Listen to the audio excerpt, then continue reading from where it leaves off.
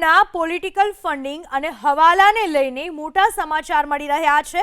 આંગડિયા પેઢીના માલિકની પૂછપરછ શરૂ કરાઈ। આઈટીની ટીમની પણ હવે આ તપાસમાં એન્ટ્રી થઈ। ગ્રામ્ય વિસ્તારોમાં નાણાં વેચવાનો પ્લાન હતો।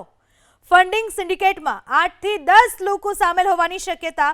નાણાંના જોરે મતદારોને પ્રભાવિત કરી બબાલ કરવાનો પણ ઈરાદો હોવાની આશંકા સેવાઈ રહી છે।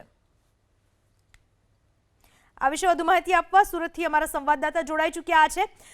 આજે આંગડિયા પેઢીમાં હવાલાનું કૌભાંડ ચાલતું હતું, કઈ રીતના શું ખુલાસાઓ થયા છે, આખું કૌભાંડ કઈ રીતે આચરવાનું હતું, કેટલા લોકો તેમાં સંકળાયેલા હતા?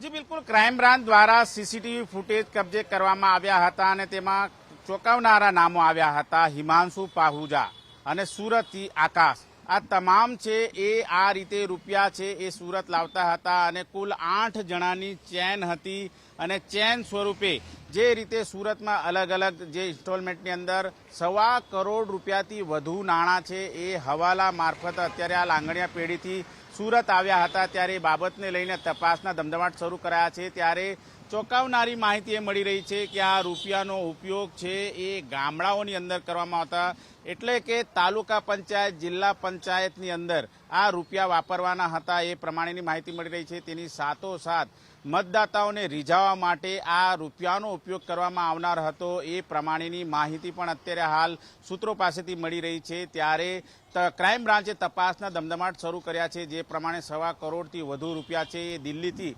સુરત આવ્યા હતા અને હિમાંશુ પાહુજા છે તેમના દ્વારા આ તમામ રૂપિયા છે એ પનીરનો વેપાર કરતા હોવાનું નામે સુરત મોકલવામાં આવ્યા હતા અને સુરતથી આકાશ નામનો વ્યક્તિ છે આ રૂપિયા સ્વીકારતો હતો અને ત્યારબાદ અલગ અલગ વિસ્તારની અંદર આ રૂપિયા છે એ લઈ જવામાં આવતા હતા। જોકે આ રૂપિયાનો ઉપયોગ મતદારોને રીઝવવાની સાથોસાથ કોઈ અત્યારે હાલ બબાલ કરાવવાના હતા કે કેમ તેની દિશામાં પણ અત્યારે હાલ ક્રાઇમ બ્રાન્ચ છે તપાસના ધમધમાટ શરૂ કર્યા છે।